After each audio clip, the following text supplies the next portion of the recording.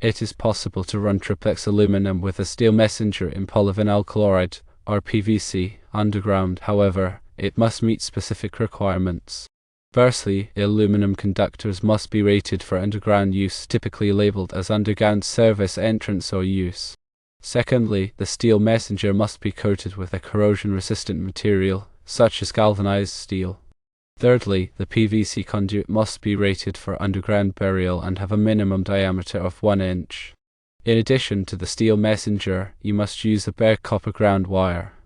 The ground wire must be sized according to the circuit ampacity as follows.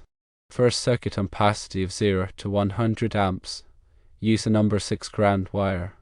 For a circuit ampacity of 101 to 200 amps, use a number 4 ground wire.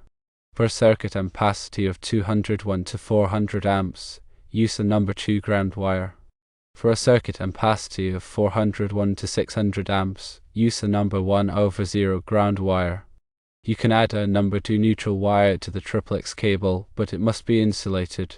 Triplex wires are typically marked with the following letters. T stands for aluminum conductor, insulated with thermoplastic.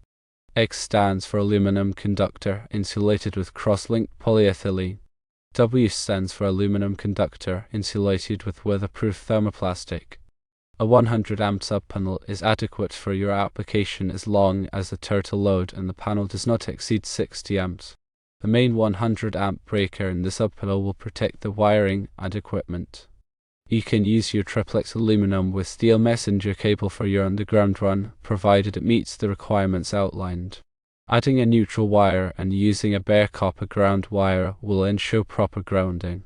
The 100 amp subpanel and breakers are suitable for the application.